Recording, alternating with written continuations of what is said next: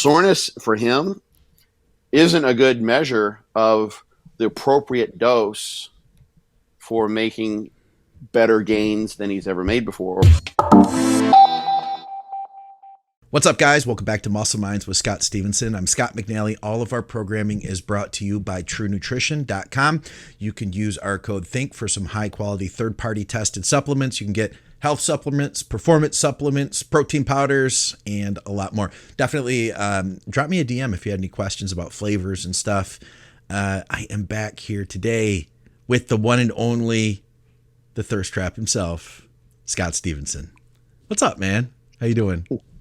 I'm good. I need to get I found a shirt that was like a thirst trap.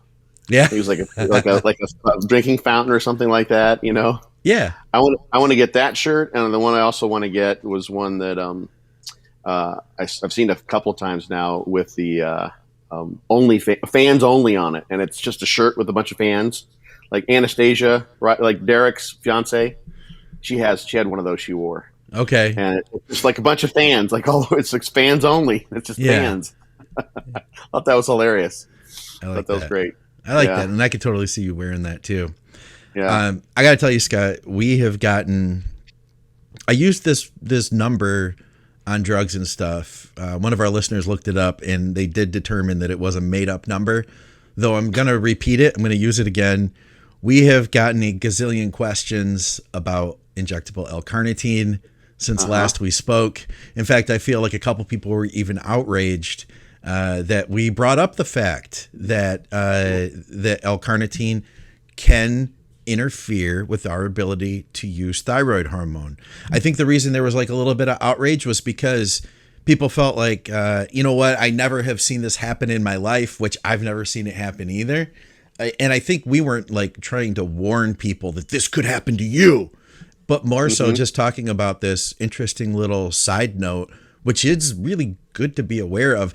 That said, like I said, it's brought up question. People just want to know more about L Carnitine and what it does.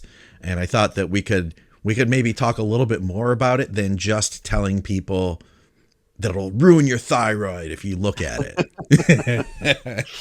You know, it's funny because we just like was kind of slung into that topic. We weren't planning on talking about it. I had looked into it, and then we just started rambling on it. And I thought that I had covered in that 30-minute stint the basic mechanism that people are trying to employ. So I think what happened when I was at least reading the YouTube comments, you may have gotten some other ones since then, is that they read the title. The title, I want to call it clickbait, but like, you know, the attention grabber. Yeah. And they're like, don't take it at face value. It means don't like pay attention to the title necessarily. Don't worry about it. And I do cover, I believe, in that little, explanation that I gave, what people are trying to, and what does actually happen is that L Carnitine does increase fat utilization at rest and during exercise once you've loaded, by presumably increasing the amount of L Carnitine acetyltransferase, which is rate limiting for bringing fatty acids into the mitochondria where they get oxidized. So you get better at using fat. That happens. It's been demonstrated. And you know, can look, and I have to say before I go on, I'm gonna dig deep. I'm gonna go into the fucking woods on this shit big time.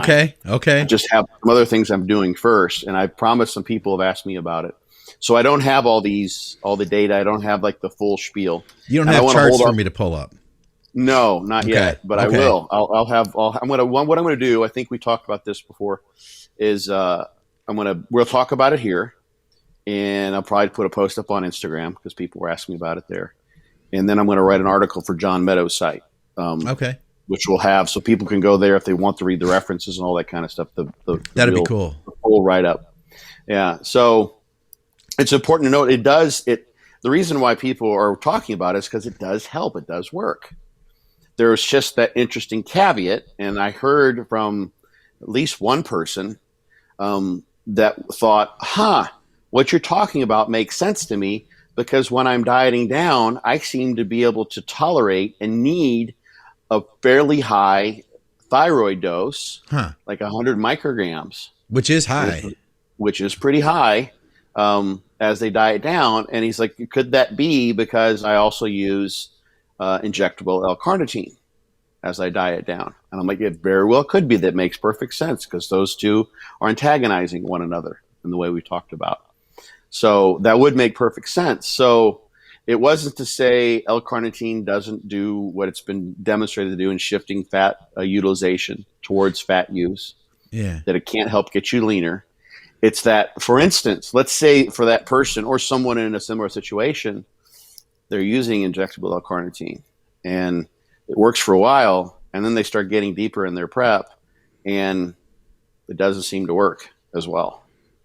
That's one thing to know. It's sort of like imagine you didn't know that, testosterone aromatizes and you're using a bunch of testosterone and I'm holding all this water. I don't know what's going on. Yeah. I don't know why. So it's not that I'm saying like the testosterone is an anabolic, I'm saying that it aromatizes. Not that I'm saying L-carnitine doesn't invoke a shift in fatty acid use. Yeah. I'm saying that it also has this other effect, which is, knowledge is power type of thing. Yeah. That can be known to you. So what I have found, and actually Victoria she's put in a request for an article through Interlibrary Loan for me for an article in German. Und ja, ich spreche Deutsch gut genug, einen anderen Podcast auf Deutsch zu machen. Das kann ich eigentlich tun. So I just said I speak German.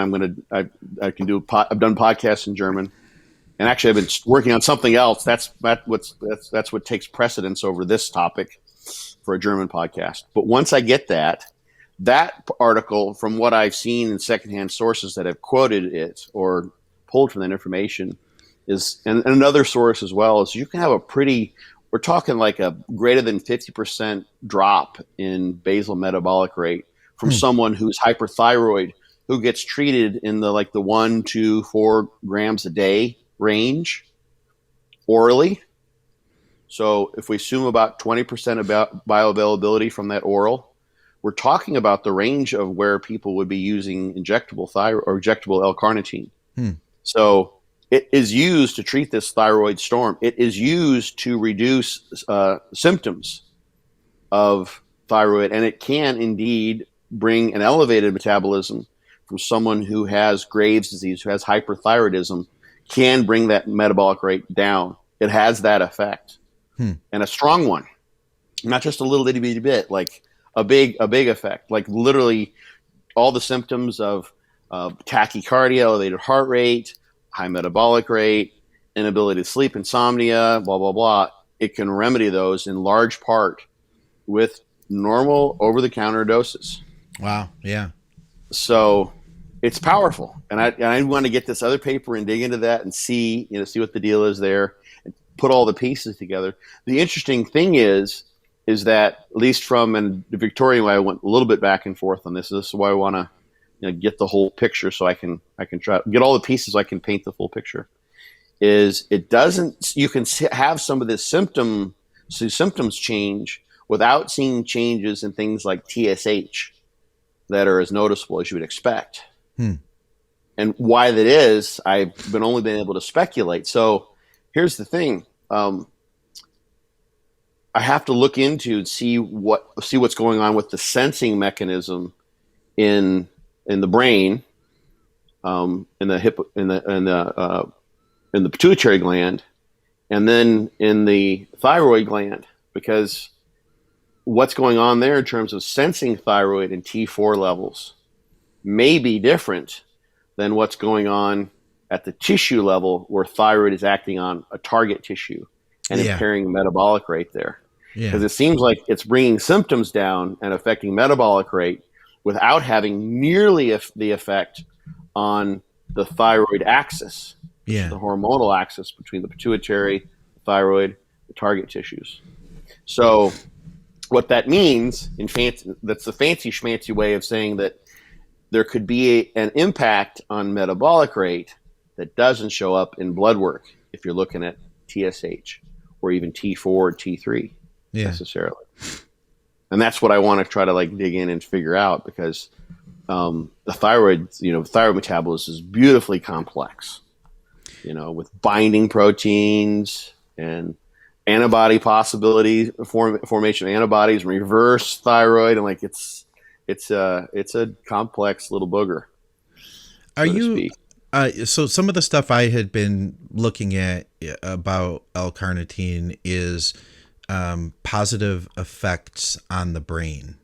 So outside of just fat loss, they're seeing positive effects. And I haven't really done a ton of research on that, but I just was curious while we were talking about it if you were aware of anything in that area. Like we were saying before, I literally didn't open. I intentionally was Okay. not opening some stuff that Victoria sent me, and one of the things was um, on it was a blend of kind of a supplement blend of nutrients, let's call them, that seem to have a positive impact on the brain fog from COVID. And so if you have a situation where, let's say, and this is now I'm just totally armchairing this. I don't know Yeah. because I haven't read that paper yet, but you've got a situation where you've got something like a spike protein associated with a virus that makes its way into cells by disrupting cell membranes. And you've got something like L-carnitine, which, let's say you've got a situation where those spike proteins are just running rampant. Let's call them wrecking balls. Well, you've got a plasma membrane on the outside of the cell, but all the organelles inside your cells also have membranes, including and especially the mitochondria. So if the mitochondrial membranes get screwed up, all the business of energy production in the mitochondria happens between the outer and the inner membranes. Hmm. That's where, basically, to kind of summarize it, it's sort of like taking the potential energy of water flowing down a river and running it through a dam and collecting that energy, the potential energy of the flowing water, in a turbine, and then making electricity out of it, or taking the energy of wind, in a wind turbine, making energy out of it. So that's what you do in the end with the food that you break down. You end up moving protons around, and you create a potential energy gradient there. That energy gradient only is valuable if you have a membrane where you can control the flow of those protons in the same way that you control the flow of water Hmm. to a dam.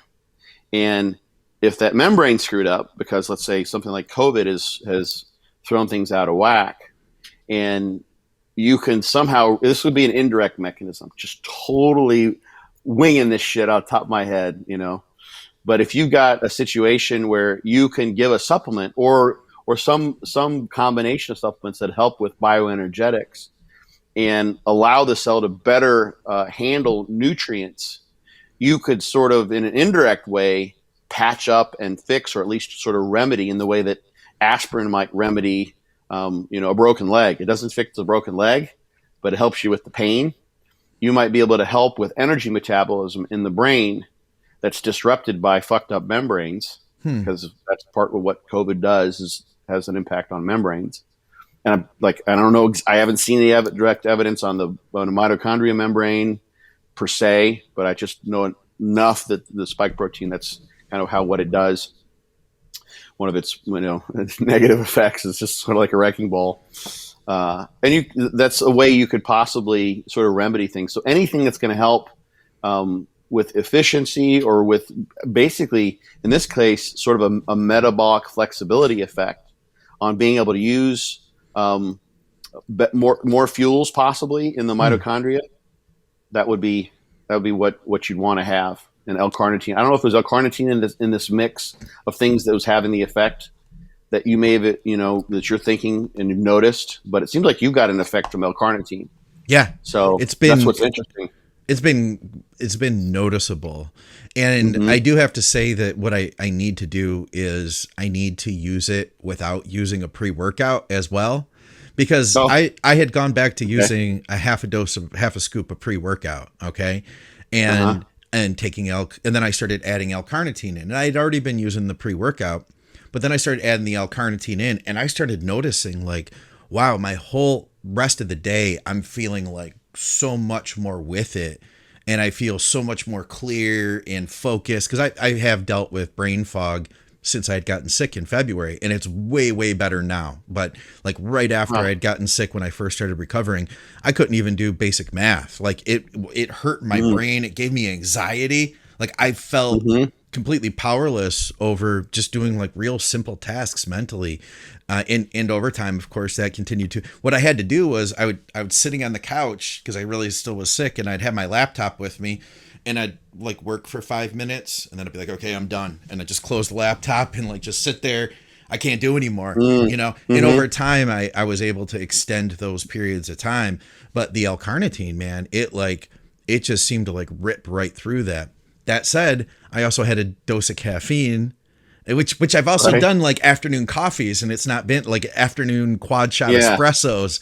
And and that didn't, I was never like, holy shit, I feel so much better. But to really know for sure, I need to use it without the pre-workout attached. You know what I mean?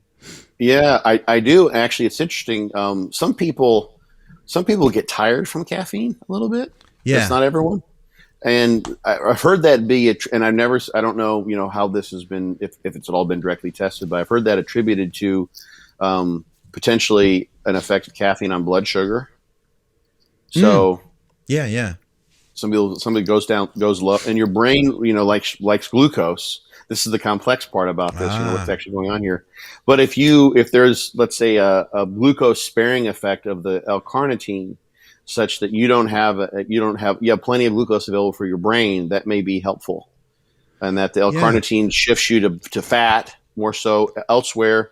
You've got you don't have that effect on blood glucose. It'd be interesting to get a glucometer out and just see, you know, with and without the L-carnitine. Maybe you're already kind of loaded, so it's hard to know. You know, you've already got the L-carnitine in place, but you're getting an acute effect of the L-carnitine.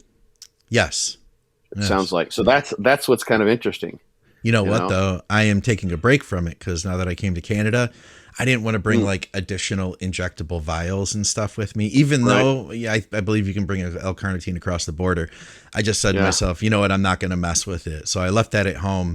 So I am taking a break from it. When I get back, I recently started using a glucometer again, too. So I've got one on hand. And I could do some, I'd love to talk to you about what you think a good experiment would be to run with that, and I could try it out. Yeah. It'd be, you know, pretty simple. You know, it's just with caffeine, with or without L-carnitine, the same caffeine, the same, you know, situation, and then just, you know, make blood glucose measurements, you know, over the length of where you feel there's an effect. So it's over 3 or 4 or 5 hours, then you don't got to do measurements every 10 minutes, but every half an hour. Yeah. You know, see if there's a glucose difference, you know, when you run that trial, like, you know, 3 times each, something like that. Yeah, it would be worth it. It'd be worth it versus seeing what it looks like not using it. Yeah. This is cool. You know, this is, it's funny, you know, too, because creatine, like one of the things that people have figured out about creatine, which has so many parallels with L-carnitine, doesn't have any effect on thyroid that I'm aware of. Okay. But it, you know, being found in meat and shifting energy metabolism, blah, blah, blah. Creatine has been shown to be helpful for neurons. And I think they've tested it in like brain injury and stroke. It's involved with energetics of neurons. So, you know, it doesn't, like when you kind of line up the columns of things that carnitine and creatine do, they wouldn't be surprised if there's check boxes next to, you know, positive effect on neuronal activity or neuronal fatigue or what have you, whatever's going on with you and your cognitive centers. I could see that. So, yeah. Hey, but more coming. I'm sorry that I haven't gotten to it. I told some people to get to it earlier, but just some other stuff has come up. So Scott's a busy man researching stuff about stuff. Yeah. Right. I did want to mention, as I've mentioned before, that I did start a, what do you call it? Like an affiliate with, amino-asylum.com. And if you use the code THINK, you'll get 20% off of their L-carnitine, which that's what I've been using. So I'm happy to hook that up and get 20% off myself personally. Buy 4, get 1 free, basically. Yeah. If you use the code. Yeah. I like the way that's a good salesmanship there. Buy 5, get 1 free. Yeah. Hey, I wanted to mention too, anybody who's watching live, I see Laser threw a question in, so we will get to that. And if anybody else has any questions, we don't always take questions on Muscle Minds because Scott will have, he is like a pit bull when it comes to knowledge. And if you open up a study, he is not going to let it go. The jaws are just going to clamp down. And an hour and 15 minutes later, I say, all right, guys, that's all we had time for. And then we close the show. So the pit bull's jaws are free. I wanted to ask the question though that you got sent, Scott, before we got to anything else. Actually, Okay. I can do a little screen cap of it here. Let's see. And I can throw it on the screen as well. Here we go. This is actually just the text message you sent me. So you got this over. Oh, go ahead. This is on my board. So this is on my board. It got asked. I've already long answered it, but it's a good question. It brings up a really cool topic. So, what's your this board you speak of, Scott? Oh, it's actually just today. I feel so bad. I had this guy write a really nice message. I've purchased your book, and he writes out this really long. He just copy and paste it, but he writes this really nice. I hate to bother you. I'm sure you get these all the time, and I just sent him back like, I got a discussion board. I answer those questions. I've answered this one many times. It's just, here's the bottom line. If you buy my Fortitude Training ebook, check the purchase email because it describes how you can get free access, lifetime, as long as I'm around, as long as the board's still open. Ask me any questions on Fortitude Training. Ask me kind of questions on anything. I answer all the questions that I get there. People just don't want, they don't want to take the time to go and, register on the board and ask the questions. Apparently. Well, here's the thing. A lot of people might not even get this about message boards nowadays, newer generation, but I don't have to, if I find a message board with information that I want, I generally don't have to ask the question because my question's probably been asked before. That's the nice thing about a message board is that you start reading through, you find the information you wanted, but then you also find the answers to 1,000 more questions that you didn't even know you had yet. And I'll be completely transparent and say, that is a huge way that I've educated myself over the years. Scott, we're at a point where with the podcast, people can throw questions at us and we can just bounce right back with answers in a lot of cases. And a big part of my education for doing that has been through communicating with others on message boards, reading the thoughts of people like yourself, John Meadows, Dante Trudell for years and years. So just want to throw that out there. It's totally there. That's the thing is like literally it's so cool to get a question I've never seen before because it's so rare. Yeah. Yeah. And I'm not like, oh, look at me. It's just like been around since the beginning of the internet doing this. And the questions are out there. Ask your question. Literally just type your question in Google and you'll see it's been answered again and again and again and again everywhere. So my board doesn't show up on Google so much, but I've answered this question many times. Okay. Or not this one, but the other one I got asked today in email. And the guy was really polite, really nice. And I'm just like, the answer's there on the board. So I gave him a gift and like saying like, go look there. You'll find much more than what you just asked about. But all right. So this question is, so he specifically, I just want to preface this with saying he's talking about Fortitude Training. But we can apply this to a lot of forms of training. So I think that'd be one of the things we should probably clear up first. But he says, anyway, I got brave and I am using just Turbo Tier 2 for the whole blast. And that's where I want a little bit of explanation. He says, I just can't get sore anymore for some reason. I'm moving up with the loading and the MRs, so I am progressing. Only time I got sore was when I came back from a hospital stay or if I do a bunch of junk volume. I have been training for well over 20 years. I added the well in, I guess. I've been training for over 20 years and never got sore unless using a bunch of volume. Do you still get sore? And you have me on 10 years of training. Did he add that last part in there too, or is that you? It says, this is interesting. When I did DC, okay, that's it as well.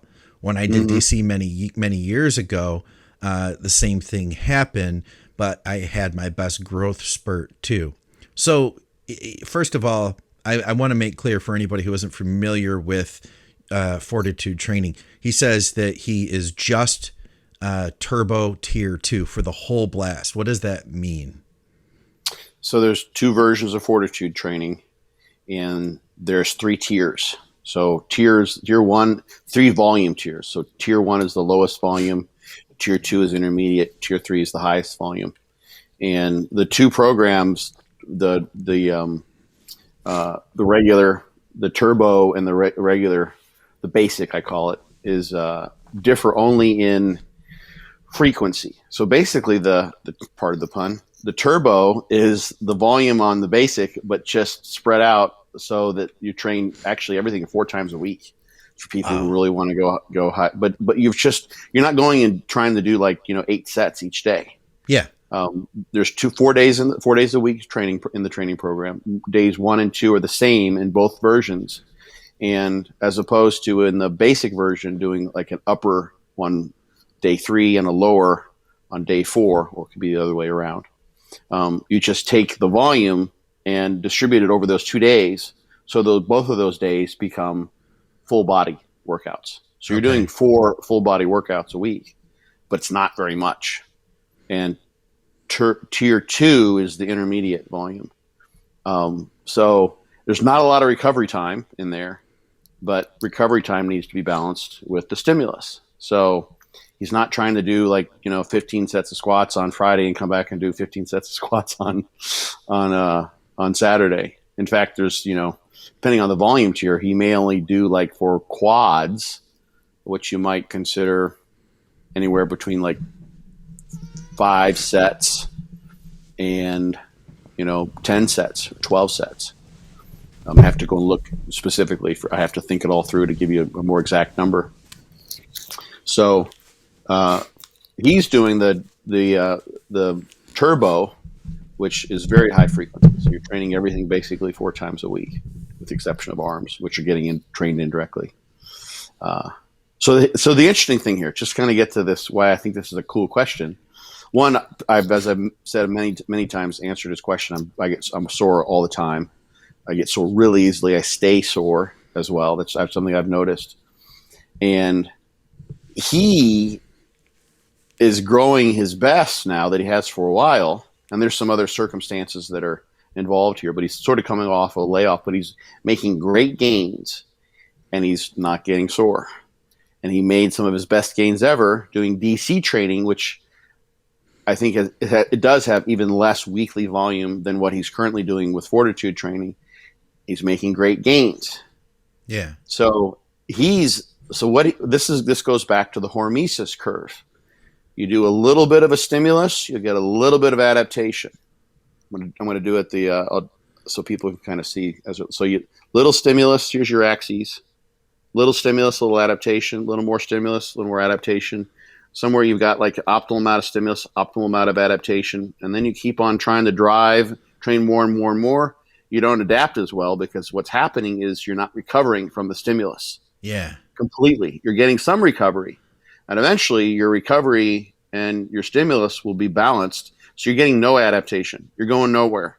You're spinning your wheels, and you do that for too long or try to push even harder, you end up with a negative adaptation, and that's what will be defined as overtraining, where you're actually losing strength in the gym. So he has apparently he's at the point where his stimulus is so small that he's not even getting any perceived muscle soreness. Yeah, he's having, obviously something's going on because he's making gains, but he doesn't have a tremendous inflammatory response to the injury and the disruption that he's causing. It's there. Something's happening, obviously. But he's not getting this massive inflammatory response because he's not noticing any real muscle soreness.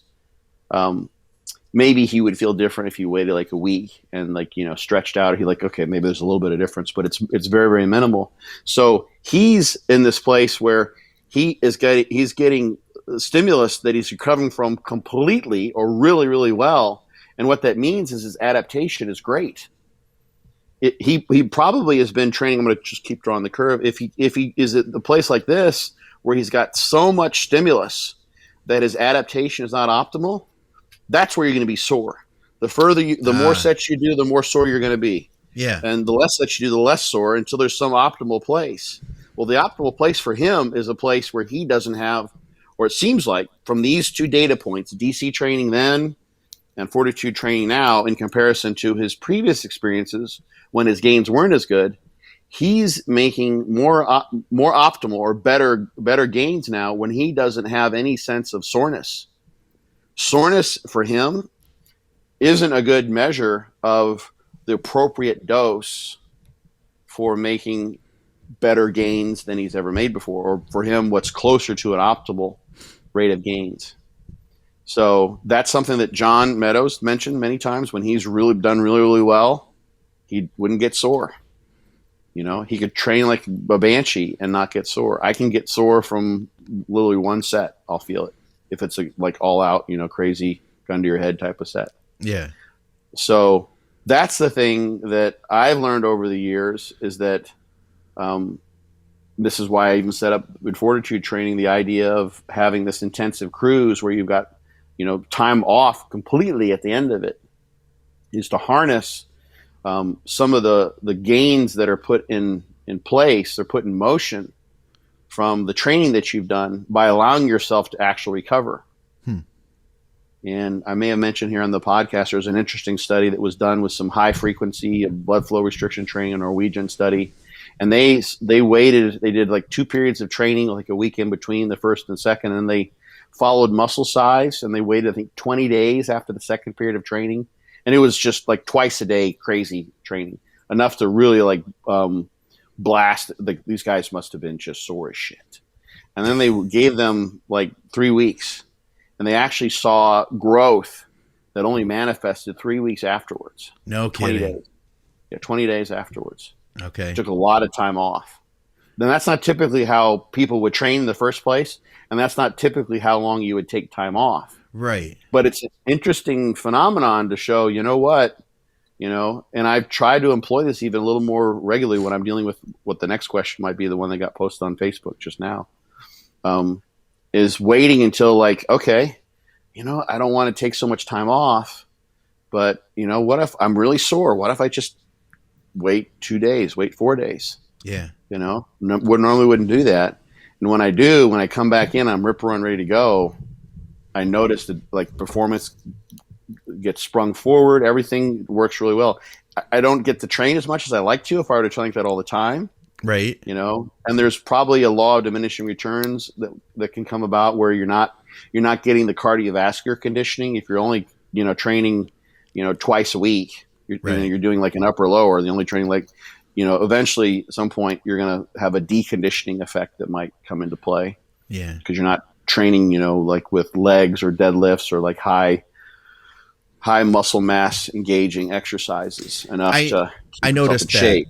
Yeah, I noticed that myself this past year before I'd gotten sick, and I was really pushing the push-pull legs, and I had started hitting taking 1 day off per week, training everything twice, training 6 days a week. Oh, wow.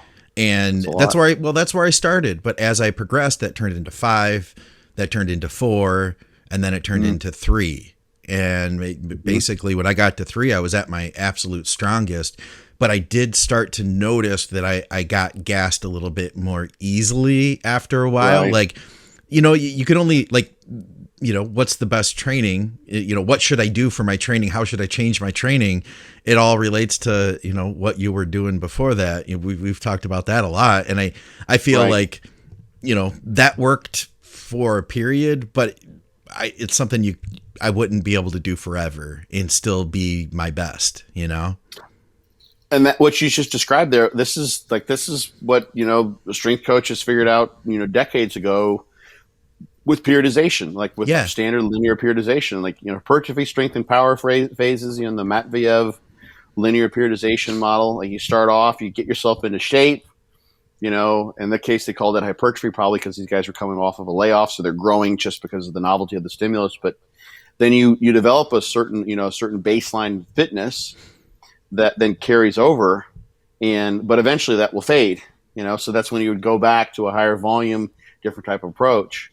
So that you're basically, you're fiddling with the stimulus and the recovery, so that, you know, you've gotten yourself to a point where, let's say you start off the first month, like with 6 times a week, the way you were doing this. And you make gains there, and eventually the fatigue, so to speak, the recovery is only matching what the stimulus is. And eventually, if you kept that up for another 2 or 3 or 4 weeks, you'd start to backslide. So you drop the volume down, and now your recovery sources have been balanced at 6 times a week, and you drop it to 5 times a week. So now your recovery outpaces the stimulus a little bit, and you start making gains again. Yes, exactly. And eventually, then the recovery starts to, fail to catch up. So you drop down to 4 times a week, and then your recovery supersedes. So you're kind of you're sort of pacing yourself. It's like, running next to the rabbit of recovery. So you get ahead and get the rabbit to speed up a little bit, and then on recovery, and then you slow down, and the rabbit sprints ahead, and you make gains. Yeah, because your recovery, outpaces your stimulus. That's the name of the game. Name of the gains game. It's right there. And I do feel like all this does tie in really nice to Doug's question that he just posted here in the live feed. He says, referring to a recent podcast about JM and his auto-regulatory approach, how to distinguish between when to just knuckle up and push through versus when to back off, take a rest day. I'll be curious to hear how you explain this, because this is I feel like for me, my first inclination is to be like, you just know. You just have to figure it out. Yeah. Right. Yeah. What I was going to say, you kind of, you've answered it in part. It's going to depend on the person and the degree to which they develop that internal auto-regulatory sense. And it could take a long time to do that. The tough part about that is that most people don't have any way of getting any feedback as to whether their sense of when to pull back is correct or not, whether they've actually made the right decision until it's, days or weeks down the road, that they do, for instance, take a day off. And the example I gave recently, I think this was on Kuba's Cielin. I'm sure how you say his last name. Kuba. I did his podcast. I think it just came out today. And DC training was a great example of this. So you're doing Monday, Wednesday, Friday, upper, lower, upper, etc. And Dante would say, if you feel like run down, just take a whole day off. And just if you skip that whole day, that has that tremendously increases your rest days. Because let's say you go Monday, Wednesday, and then you go Friday, and you come back on that Monday, and you decide not to train because you're just not, in the swing of it yet. And you just shift everything to Wednesday. Now you went from, in this case, 2 days off to 4 days off. Or if you skip Friday, then you go from Friday to Monday, then you have Thursday, Friday, Saturday, Sunday to Monday. You've just gone from having just 2 days off to 5 days off. That's huge. It's gigantic. And you would notice that, every time you did it, holy shit, just that I just took 1 day off of training. Boom. That's instantaneous feedback. And you're like, okay, now I know what I'm tuning into here. I didn't really necessarily want to take that day off. I was kind of iffy about it. I wasn't sure nothing to do. But when you come back in and you're an animal and you're able to extend in DC training, extend your blast by 3 or 4 weeks, because you just took that 1 day out, that's a great learning experience. So part of figuring this out is getting those learning experiences with some feedback. And DC training was a great way to learn that. I think I had advantage of learning a lot of that with DC training. What I do with clients is I use a perceived recovery scale that's actually been correlated with performance measures. And that's on my website. It's in the Be Your Own Bodybuilding Coach book. This is when you would point to it in the back, but you don't have it there, so you can't do it. So, and that's just a 0 to 10 Likert scale, verbally anchored scale that people make. They make a measure. They basically assess themselves. Ideally, you could do it different times of the day. It's in a very general sense, but you do it before you've got the looming challenge of the gym in your head, where you're starting to flip the switch into I'm an indomitable force and gravity is my bitch. That's not the time to make your perceived recovery scale measurement, because being honest with yourself about how you really feel is not what you want to do when you're getting like, it's like getting under a big squat. You don't go and say, wow, this is going to be really heavy. It's like, no, that's not what you want to do. Am I going to be able to do this? Yeah. Yeah. So getting used to tuning in to those things, the perceived recovery scale gives someone a way to sort of verbally anchor it. So like, it's kind of like saying, how you doing today? And it's like, I don't know. Okay. It's like, would you say that you're feeling not very good at all, kind of poor, but not, not great, average, pretty good, rip, run, ready to go. You're an indomitable force of nature. Like, where would you put yourself on that? And you're like, okay, I'm feeling pretty good. I'm not like, I don't feel like, a Marvel Comics hero yet, So when you have that and you get used to like judging with that verbal scale, then you develop some experience, and you can do that outside of the training window when the mindset has to be shifted.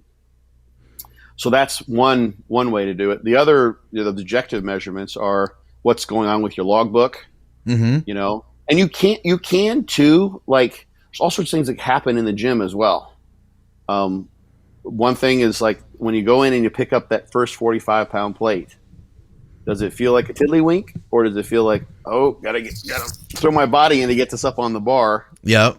That tells you something. So if everything's, you have those days where like, everything feels light. Like those are great days. You're about to have an awesome day. Days. Yeah. Yeah. So it's not a bad thing also to use the PRS, perceived recovery scale, and put that in your logbook on that day. Okay.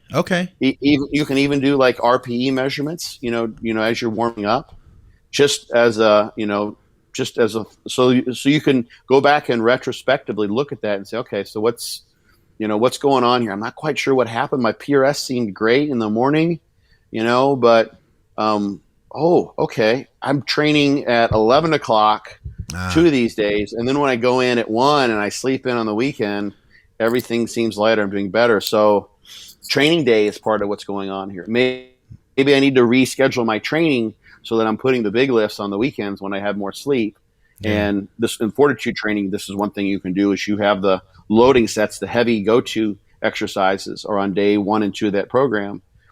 Normally I don't suggest people do those 2 days right in a row. But if you're someone, let's say, who really wants to work on legs, upper body's not so important, you could put those, but that the rest that you get, that extra 2 hours of sleep, that extra sleep cycle, in the morning or what have you, really makes a difference. And you're a different animal on Saturday at 1 o'clock at the gym you really like to go to, as opposed to, going to Planet Fitness, where you're not supposed to make any noise, and you're training after work where you're pissed off at your boss or what have you. All those things can be written down, and you can get some insight as to where you are. And then just simply the black and white numbers in the logbook will kind of tell you, it's like you're starting to backslide. None of your exercises are progressing. Then it's time to, that's when I was saying at the beginning, like experience, like you have to figure it out for yourself. For me, that's how I figured it out. That's how I backed down was, because I was focusing so much on progressing. Then when I wasn't progressing anymore, and I just knew in my heart is like, I couldn't lift what I wanted to lift today, but had I taken another day off, I know I could have. It answered itself for me, Yeah. So you just have to fall down 7 times, stand up 8 kind of thing. Right. Like learn from your mistakes. Doug adds in a question to that. He says, is HRV a valuable metric to incorporate into making this decision? I think it can be. There's all sorts of things. I think the thing, and I haven't looked at the HRV literature in a little while. The thing that stepped out at me when I looked at it the last time is to look for a change personally. There's huge variability in HRV. So some people say, like, if your HRV, dips below this, that's not good. Well, some people just have a low HRV. Mine could be really, really low. I think there's also some variability in what you're using to measure it. I get different numbers on my phone versus I got my Oura ring on now, just so I can confirm that how poorly I sleep sometimes. See, like, yep, I had 1 pretty minute bad. to REM. Yeah, it's pretty shitty. I like, makes sense. I feel like I do. Like, take a nap today, you know? So yeah, I think so, but the main thing is to see where it's going and to compare yourself against yourself with HRV, and see how that correlates with, or seems to be associated with. You're probably not going to do correlations, or you could run that through a spreadsheet if you wanted to and get an actual correlation, with your other measures and see how it fits together. So you're painting the big picture. I wouldn't like say, I feel really good, but my HRV is like 46 and normally it's 56.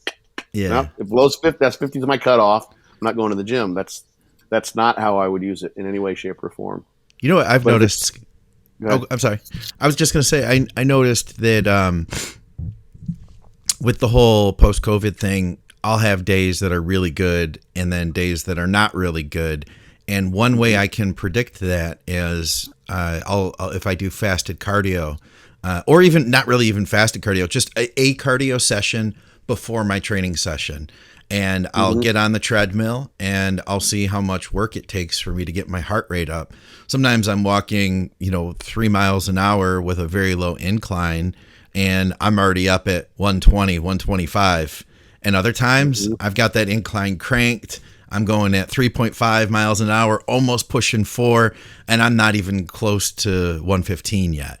And I can see, okay, today's a day where my body's having to work a lot harder, to function normally. This is a day where I'm probably not going to be able to push as much. So you find when you're feeling worse that your heart rate's lower, it doesn't get up. I feel like my cardio strength is better. Like my heart rate stays calmer. So when I go to do, exactly. Gotcha. So and my heart rate stays calmer. I can handle more performance on the treadmill. I'm not breathing as heavy.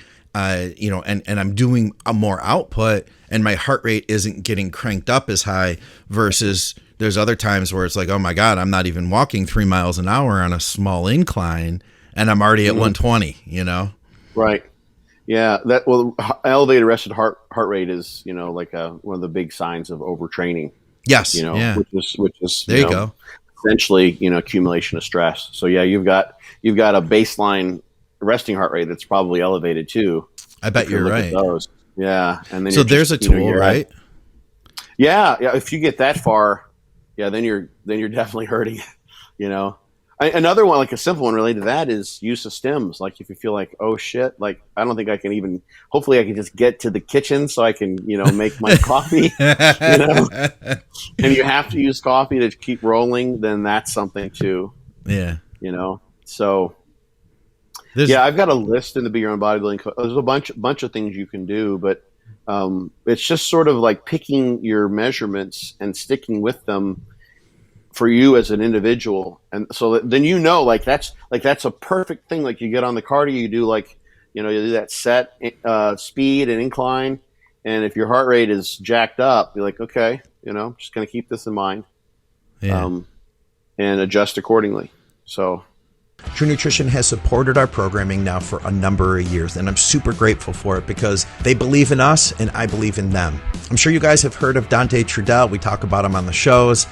He had a vision of offering high-quality, third-party tested supplements at a fair price. They have a ton of different protein powders, just about every type you could think of, literally thousands of flavor combinations. Hit me up if you're interested in suggestions. They offer health supplements. I use their collagen and their fish oil, and of course, they offer performance supplements. You can get bulk EAA powder or beta-alanine. You can also get finished products like the Mountain Dog Perry MD Intra-Workout. If you shop with True Nutrition and you use our code THINK, you'll get some additional savings, you'll get high-quality supplements, and you will support our programming. You can also help to support the shows through Patreon. I appreciate everybody who's made a contribution. You guys are helping to keep me pumping these podcasts out. I have links to everything in the description. Check them out. Let me know what you think, and let's get back to the program.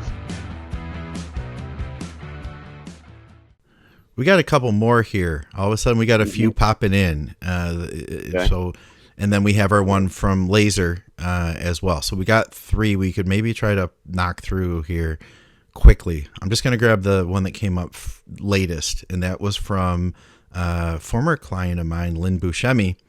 You know, when I worked with Lynn, she was in the bikini division, and she got absolutely peeled, like absolutely like diced. And then she added some more muscle, and she moved on to figure, and she just competed in women's physique this year. She was out there. I think she also did the show Andrea did, that women's extravaganza in Arizona. She looked really good. Mm-hmm. But she just did mention, she said, I could never get my heart rate up during a leg workout. Is that bad? I mean, I feel like she's probably very conditioned, Scott. She just competed. She's probably doing a lot of cardio, you know. I'd have to think that her cardio strength is real strong. Was that what you would think? Yeah, obviously, yeah. That's part of it. That was a minute ago. It looks like, at least from mine. How high is high? That's part of it. Oh, yeah. Let me see if I can. How old roughly is? I was going to open a profile. How old is she roughly? She's got to be. She's in her early 40s, I'll say. Okay, so here's the standard maximal heart rate is 220 minus your age. Okay. So her predicted would be 175, 180 maybe. And that's the very top end. That would be the predicted number, but the standard deviation for that prediction is about 10 beats per minute. So if you think of a bell curve, you're gonna have to go out, 2 or 3 standard deviations to get 90+% of people. Just kind of give rough ballparking it here. So people can be, much higher than that or much lower than that. And actually, there's a bunch of different heart rate prediction equations that put people at all sorts of different places. And they've made measurements, for instance, of firefighters with heart rate monitors on them standing on top of burning buildings who have heart rates like guys that are in their 30s or 40s who have heart rates that are 230. Really? So, yeah. Well, I mean, that's a life-threatening situation. You're on a burning building, in full, full outfit with a self-contained breathing apparatus and the whole thing. Your life's in danger. Yeah, you're going to be. And they've just done, like, if you ever seen the combat challenge, that's just brutal. Yeah, it's a firefighting simulation test that they do. They used to do the championships on ESPN. And I've done it actually. I used that for my master's thesis as an exercise test. Yeah. Would you do it on the podcast today? I don't have the suit, so no. I don't have if you had the suit, would you though? Oh, I'm glad to know that. I'm glad to know you would commit to that for the show. You have to have today. a tower and a dummy and an axe. Like there's it's a series of, like you carry a hose up a 3 or 4 story tower. You drop the hose, then you have to pull another hose up from the ground. You run it back down, then you drag a dummy like 100 feet or something like that, and then you have to break in force entry. If we can get enough Patreon subscribers, we will set that up for the following episode. I did it, and I didn't. I was like, I think I did like 3.5 minutes, and the world class guys go like less than 2 minutes. Okay. And I was just seeing stars. Like my whole field of vision was just all fucked up. Yeah, it's absolutely brutal. But so there's that 49. Okay. So 130. So we could do. Let me just do a little math here. If let's say she's 50. She's close to my age. So, which we know you're not, Lynn. We're just using a round number here. Right. So leave that up. So let's do this.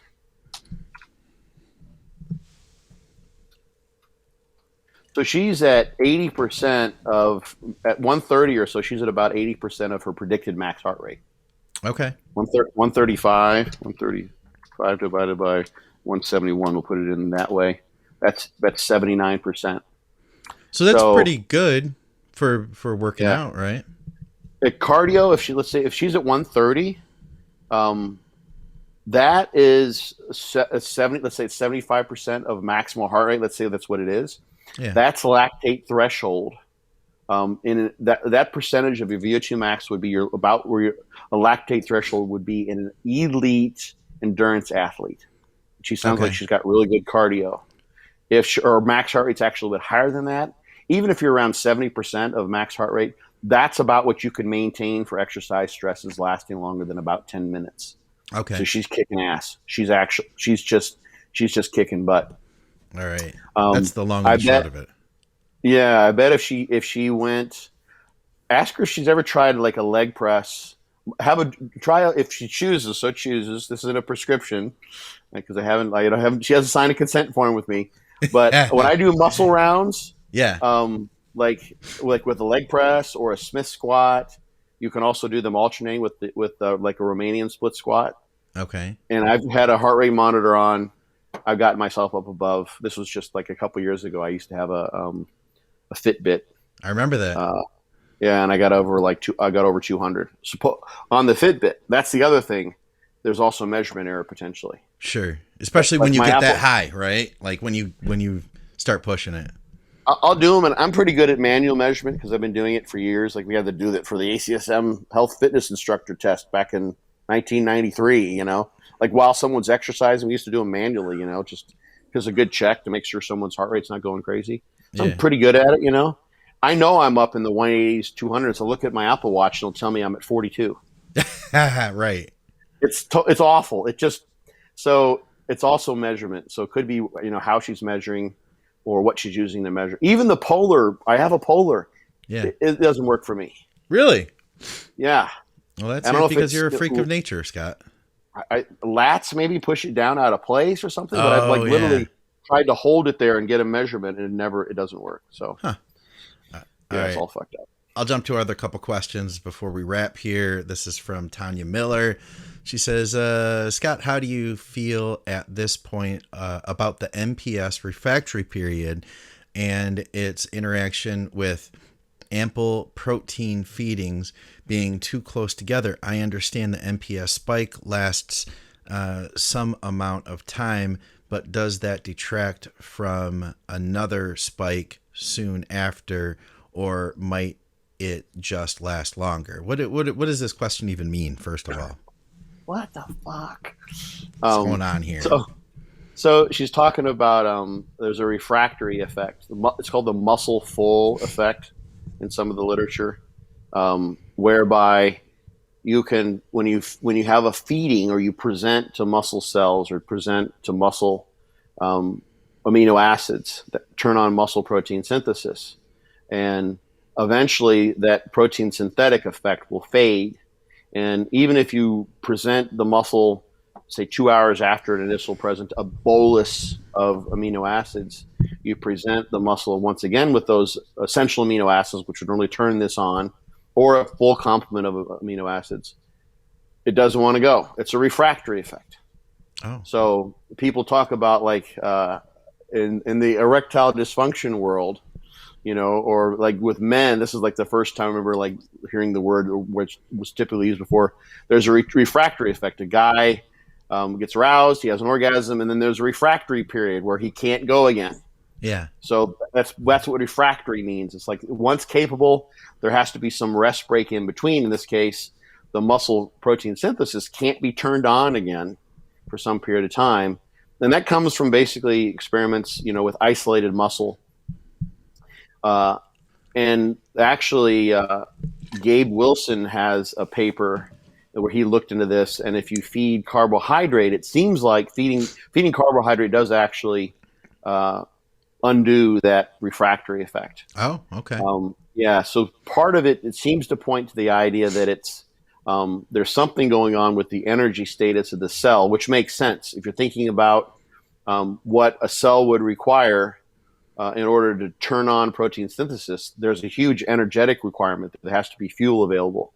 So if you've got a muscle that's, bathed in an artificial medium where you're controlling the proteins that are coming to it and you're basically not providing any fuel for it, it's got nothing going on in terms of glycolytic intermediates or energy status sensing that suggests like that it has the go ahead to turn on protein synthesis because there's no energy to do it. It's sort of like, it's kind of like, so you've got workers in place. You start this experiment out. You've got workers in place. You provide the bricks to build the house to turn on the protein synthesis. So they get to work, and then at some point in time, they stop working. And then, so they leave. The energy status of the cell, is used up some energy, and then you don't provide any workers. There's no energy, no workers to use the next load of bricks that come by. So the next truck comes by, drops off the bricks, and there's no workers there to do anything with them. So well, how come the protein synthesis didn't turn on?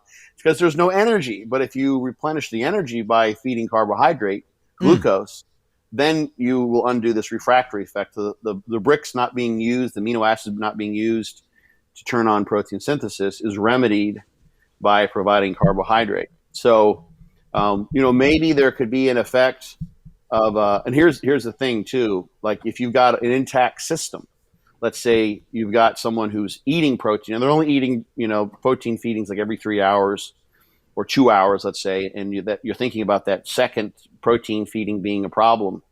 One of the things that happens with amino acid feedings too is gluconeogenesis as well as insulin. So this is where a whole human differs from isolated skeletal muscle.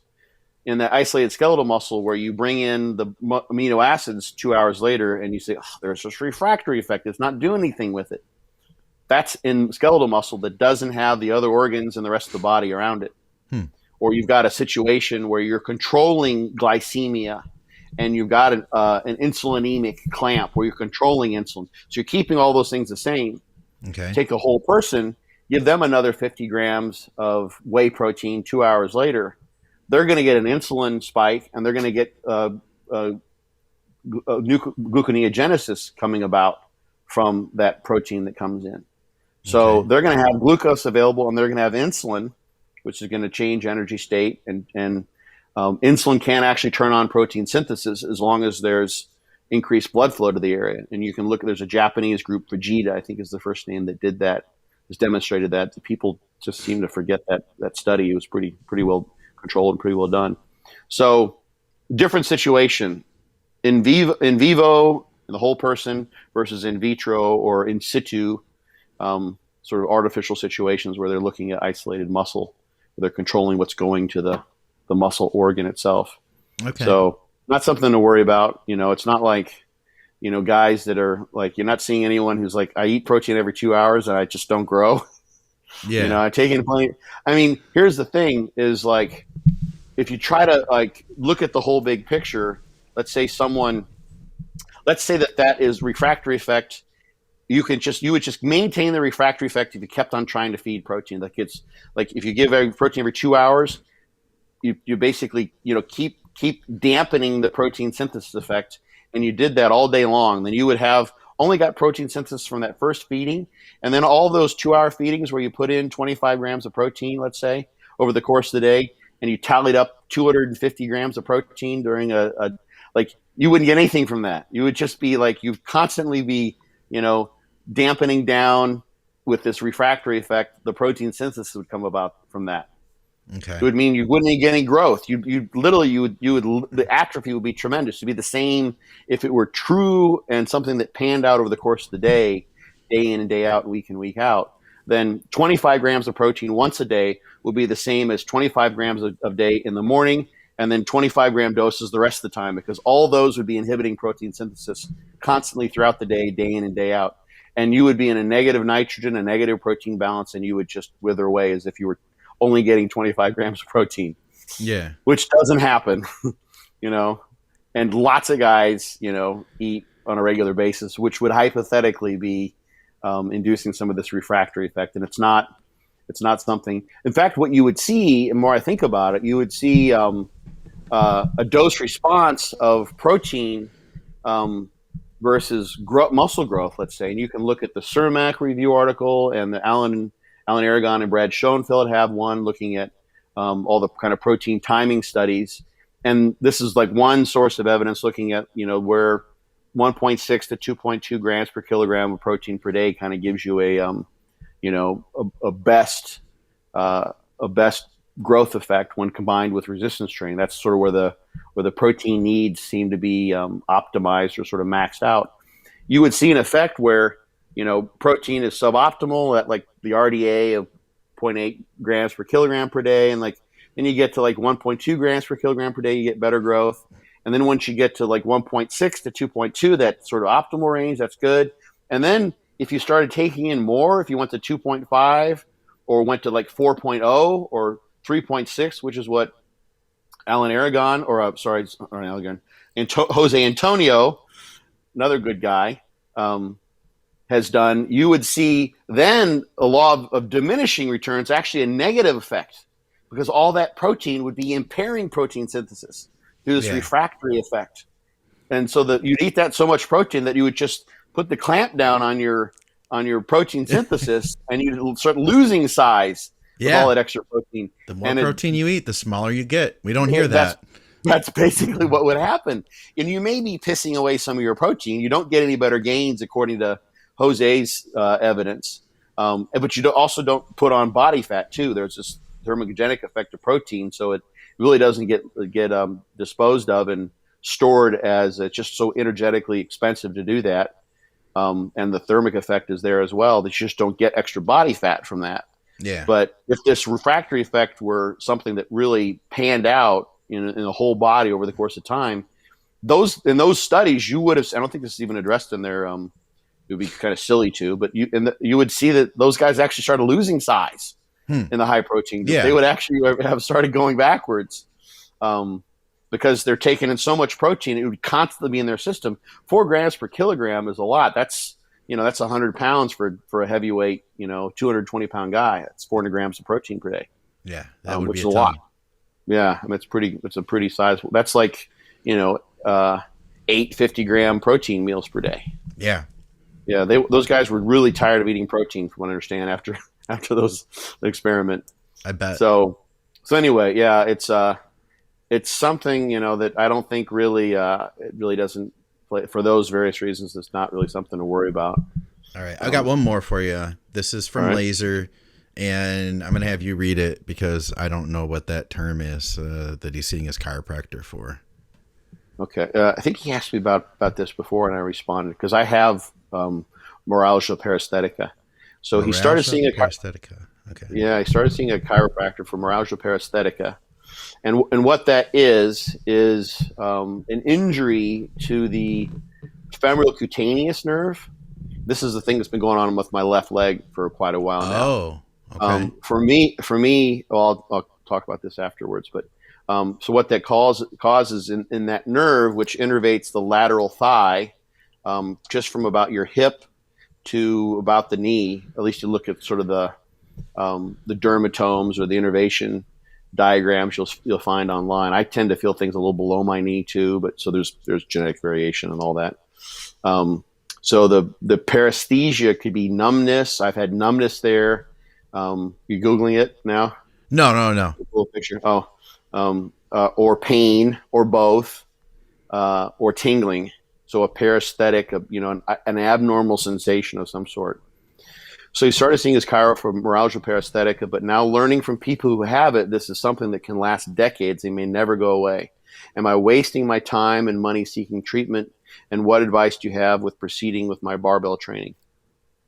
So I'm working on this myself. So my thought, mine's getting better slowly, and I've had it on both legs, and I know the cause. I'm pretty certain the cause of mine. For me, it was squatting, wearing a belt in particular, and my belt coming down and hitting that nerve, like you're squatting down. Me. Wow. Yeah. Because I know that feeling. Yeah, right. And squatting, with a lot of food in my stomach, so a little bit of a food baby in the past. Yeah. And just going deep, and you get into a squat mindset, you don't feel what's going on. I had no idea it was happening there. Yeah. So even if it hurts, even if it pinches, you're like, but it's not my lower back. My knees aren't blowing out, so I'm good. Yeah. I mean, every once in a while, like you get a little pinch in the skin, or like this has probably happened to you. Like there've been times when I take my belt off, and like there's like a black mark there where the skin got caught, and it's like that had to have hurt under any normal circumstances. Yeah. But you've got so much neural drive going to it, gate theory and pain modification, pain sensory modification sort of explains this idea that like you've got like one gate through which the efferent and the afferent information should come. And if you got so much efferent information going down, that the afferent information, the pain coming back, can't make its way through. So it's a one-way, it's a gate. You can't Holy shit. It kind of gets overloaded. I think that's my, very basic understanding of the idea. And that's definitely what happens. Like, you kind of become oblivious. Some of it's just, purely psychological, not even a neurological thing, but yeah. So I never felt it and never figured it out until, I had to work around it. And I fixed mine many times, like 4 times, I think, through stretching. There's some mobilization exercise where you really try to mobilize the nerve, and your chiropractor hopefully showed you those. You can find those on YouTube. And you have to be careful. Like, one of the things, Natalie Graziano is someone I've talked with about this, and she wasn't really big on a bunch of foam rolling necessarily, because sometimes what you can do is, if you kind of overstretch that area, you'll actually, this is her thoughts on the idea, and it makes sense to me too, is that you can actually cause that connective tissue where the nerve is entrapped or damaged or isn't free to move. It's compressed in some way. So I think is what happened with me, is that I've got scar tissue there now, due to the inflammation that I was causing many, many times to happen. Yeah. And now the nerve's stuck. So you start foam rolling that, you can actually cause more connective tissue to lay down in that area, worsening the entrapment of the nerve. Yeah. So you're actually exacerbating the situation. So what I was doing, what has helped is stretching the IT band and getting on a foam roller, but not trying to roll the crap out of it, but just laying on the thing to just try to stretch without a whole bunch of irritation to the area. So part of the problem with barbell training and is that, at least for me, is that and this is the tough part. My TFL, my tensor fasciae lata, is what's largely involved here. And so that one of the actions there is hip flexion. And part of what you have to kind of do in order to stabilize your pelvic girdle when you're squatting, to keep at least a neutral or a normal lumbar curvature, is have some torque that pulls you, that stabilizes the pelvis from the front. There'll be a hip flexion kind of torque. So you don't bow your low back the wrong way. So when you go down in a squat, and if you're trying to keep a really tight low back, an arched low back, you have to have a pull from the front, which is what the tensor fasciae lata does, which basically tightens up all that musculature where the nerve is having problems. So I end up having a problem when I have to activate that musculature, and squatting tends to really bother me in that regard. Okay. So one of the things that I've been doing to train the posterior chain as of late is more stiff-legged deadlifts. And the tough part about it is I can't activate that musculature. If I do, I tend to irritate the area. Instead, I'd rather use the rectus femoris and the iliacus and the psoas. And my nervous system hasn't ever been able to figure out how to do that. So what I end up doing, and this is where, and I feel bad because I think I'd make Derek feel bad when I talk about this, because I very willingly and voluntarily did this. When we trained together this year, I was making this worse, and I was doing John's program that he'd written out, John Meadows' program he'd written out for Derek, knowing the volume was too much in general for me, but just knowing I had an opportunity to go to town and train really hard and have fun, and knowing the exercises would bother me. So split squat stuff where you have to do a lot of hip stabilization and a lot of activation of the hip flexors and a lot of activation of the muscle there where that nerve passes through, is stuff I knew would bother it. Yeah. And it did terribly. It was awful. I'd go with leg. I could actually do leg presses okay, but I would literally have to throw, with my hands, throw my leg up there because I didn't want to activate the hip flexor to lift, just put my feet up on the leg press. Just doing this, the hip flexion involved with the legs was tremendous pain. It was awful. Oh, God. So one of the things, that he would have to do, at least my thought on it, is avoid the stuff that causes pain, which is probably going to be barbell squats, and try to figure out ways to train probably with machines that are guiding the arc in the plane of motion, so that he can get away with using a developed mind muscle connection to train the quads and the hamstrings and the glutes without having to stabilize with the hip flexors. That would make sense. Yeah. So you have to kind of like, get fancy with the machines and step away from the barbell free weight training where you have to have stabilization. Otherwise you fall over or your hips go wonky and you suffer a problem with your low back because you let your back roll or something. Yeah. So, but it can be fixed. I know this because I've done it myself. I fixed myself. I just buried myself so bad that I've got, I got to crawl out of the hole that I created for myself. But mine's getting better. I can sleep on my side now. I couldn't do that for like 5-6 months. Would a chiropractor be of benefit in this situation, in your opinion? It's funny. Chris Barakat, who yeah, he's here in town. He actually competed. I don't know how he did. I haven't heard yet. He competed yesterday, but okay, cool physique. I really like his look. Yeah. He was very happy with what he. We met about a week ago, like last weekend, and he's doing peak week stuff, and there's a whole other podcast to cover on that idea. But he has a buddy who's a chiropractor who he is really sharp, and he mentioned me to him. Okay. Chris mentioned me to the chiropractor and said you should go see him. So I'm going to go see what this guy has to say. I had it treated long ago before I was sort of sure it was going on. A massage therapist did what most people who try to treat me do: is they see this guy with thickly muscled guy, and they're like, I got to go in there and just pound through the mountain, right? I got to just destroy his muscle to get a therapeutic effect, which has never worked, not once in 20 years. And that's what this person did. And he used E-stim on top of a whole bunch of deep tissue and put me just in an absolute world of hurt. It was one of the most very, very, very painful experience. Okay. And I was for a long while. No kidding. That. It was really bad. Yeah. Because he just irritated the area. He was hoping to loosen it up and provide some room for things to stretch, but that didn't work for me. So that was my experience. That may work for someone else, but I've just tossed that out as if he has gone through the same thing. But most of those people who haven't, like, their entire lives, and they're not willing to do what he's willing to do to get rid of it, I'm sure, given that he trains. Those are people who sit a lot and they just end up with it as a result of extensive sedentary living. One thing that I have found too, and I need to be more regular with this, is literally just like sort of sitting, getting down and kneeling on my knees and sitting up.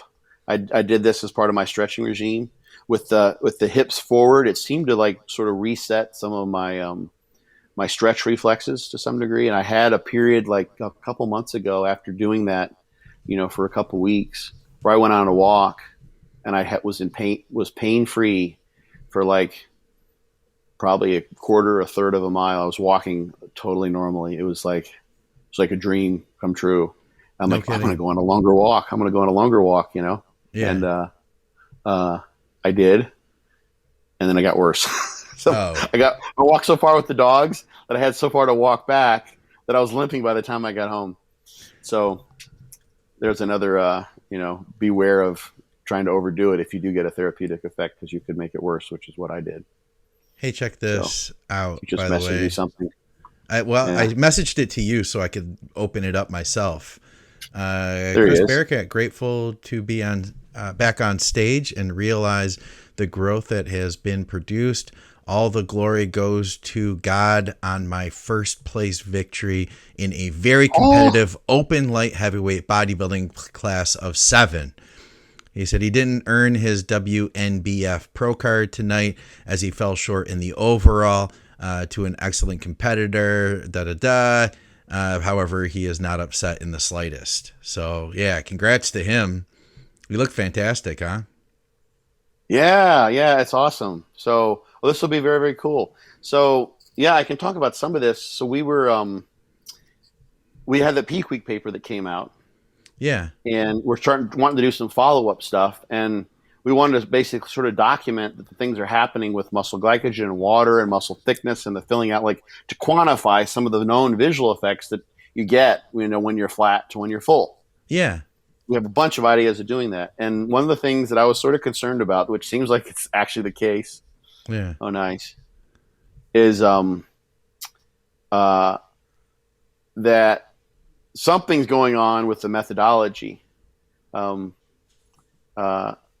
measure intracellular and extracellular water. Okay. The bioelectric impedance spectrum. Yeah. So it's a long story, but it doesn't make any sense. The data don't make any sense because my guess is that because they all the algorithms and the equations that are making use of those measurements to estimate what's going on in terms of those fluid compartments were based on normal people, not people that look like Chris that were, 4% body fat, or lean bodybuilders. So it's so funny. So there's no way to really, at least that we've come up with yet, other than like doing a DEXA might be something we can look into, maybe an MRI, something crazy like that, but ultrasound, potentially. But we were hoping to quantify some things, and so that was what he was doing. But along the way, like we're trying to make the measurements of what we using the methodology in our peak week paper. Yeah. So Chris did the peak week paper strategy, which is the one that that I've been doing for a couple of decades now, and it worked tremendously well. So that's cool. That was really cool to see. Yeah, because he ran that through, and he nailed it. He said so, and I hadn't seen the pictures because I just haven't gotten to my social media yet. So, but that's awesome. It makes me very happy to see that. Congrats, Chris. All right, let's wrap this thing up. If we hadn't mentioned it before, you can get the Fortitude Training Guide for literally pennies per month.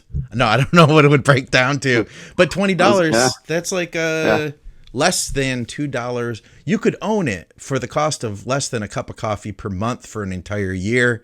But it's a lifetime ownership. Yeah. Yes. You don't have to turn it back in. Go to fortitudetraining.net. And of course, check out byobbcoach.com to check out Scott's book there. And you can get the hardcover Be Your Own Bodybuilding Coach at Amazon. And check out our awesome sponsor, True Nutrition. You could use our code THINK for some additional savings there.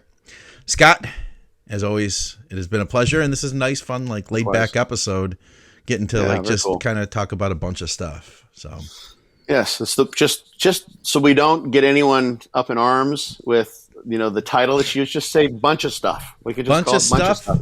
Bunch of stuff about stuff. Yeah. There you go. See you guys. Stuffs.